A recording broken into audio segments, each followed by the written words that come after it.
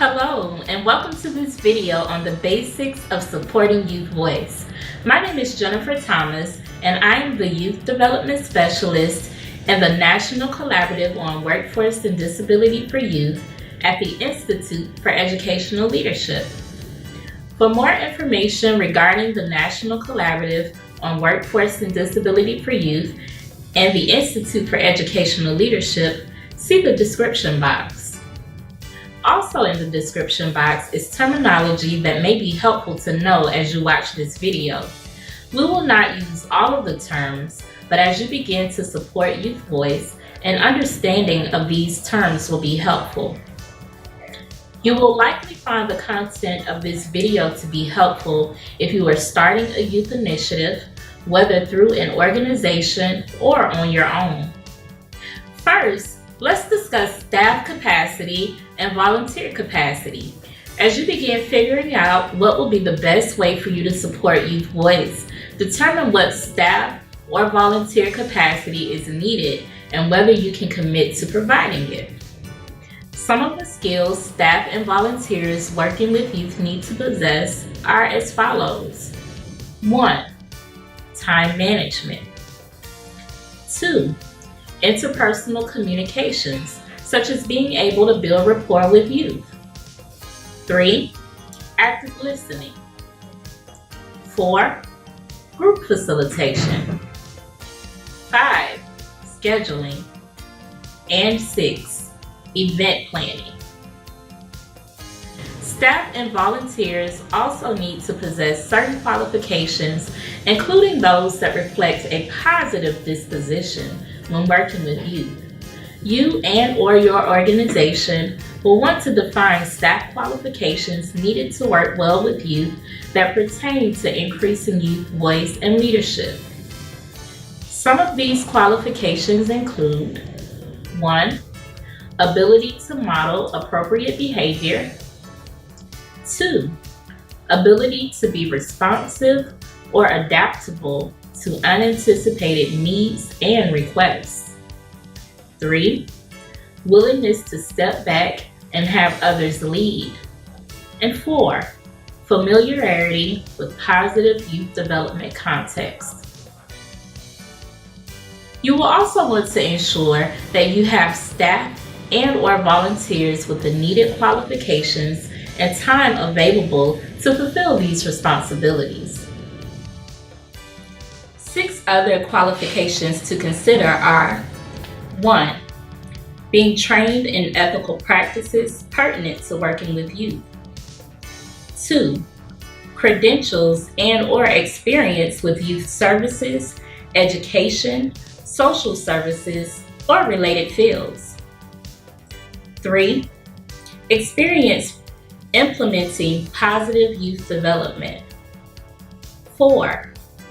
Capacity to provide support and training to youth. 5. Records management. And 6. The ability to pass a background check. It is important that availability regarding work requirements and personal commitments is addressed as well. Supporting youth voice on your own can be difficult to do. However, even if you are working for or volunteering with an organization, if you are unclear as to what support the organization will provide, this can also lead you to face some serious challenges. Ensure that your organizational leadership can and will commit time to fulfill their responsibilities to the effort. Make sure you're clear about your and all volunteers' work requirements. Know what duties you will have around supporting youth voice and other tasks within the organization. If you are working as a staff member of the organization, make sure you understand how much of your time the organization expects you to dedicate to supporting youth voice. Make sure that the amount of time is reasonable considering the organization's goals and expectations. If you are volunteering, make sure the organization is aware of any other time commitments you may have.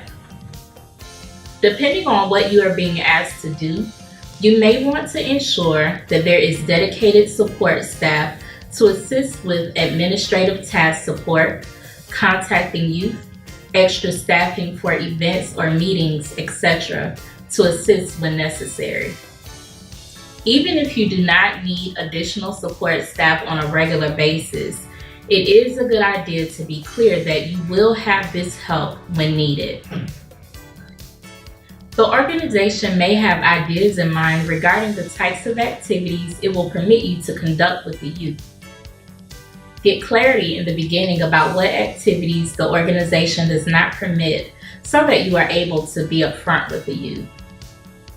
You may want to invite leaders within the organization to hear directly from youth regarding what types of activities the youth want to lead, considering the priority here is to support youth voice. If your organization has already budgeted funds for your work, you will still want to find out if all or a percentage of these funds have been set aside for the initiatives you are working on. You also want to find out if your organization has any restrictions regarding how the youth can be involved in fundraising and the types of fundraising that you and the youth can participate in. Now we will discuss building rapport. This is one of my favorite parts of supporting youth voice. As you work to support youth voice, keep in mind that building rapport is extremely important. It also takes some time to build trust, so make sure there are meaningful opportunities for everyone to get to know each other.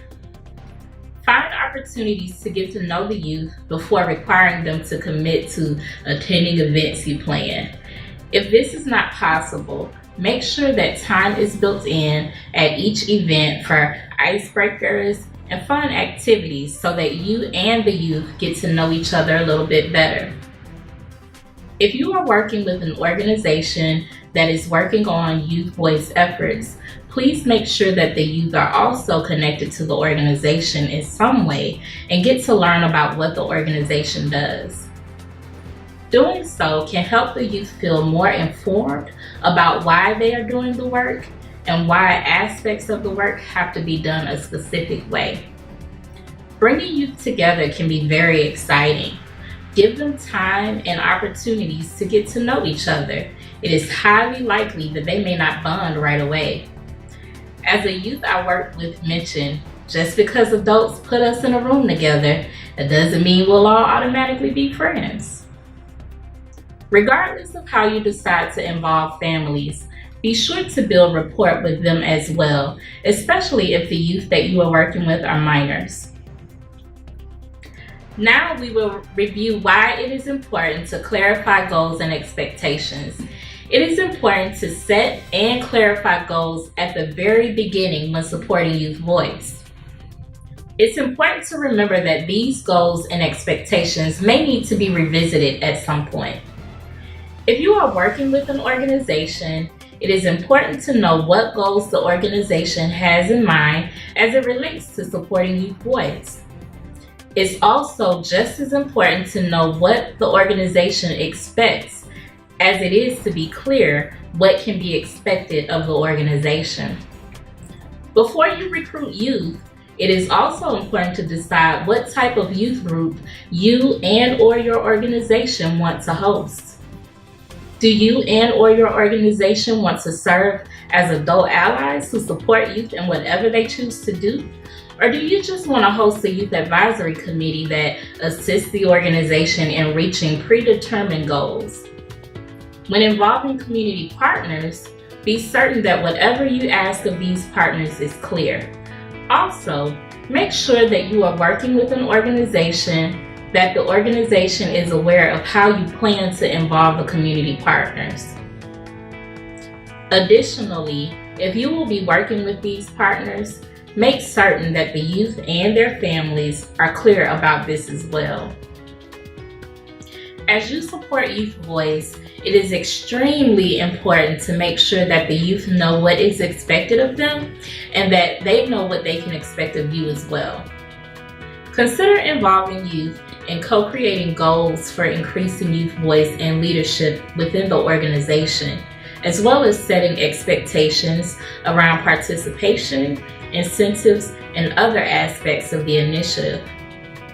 You might find it helpful to develop a written agreement that you and the youth, and maybe even the organization and the youth's parent or guardian, can sign and reference when necessary. This agreement should clearly list all goals and all responsibilities. Make sure parents, guardians, and/or family members know how you plan to involve them.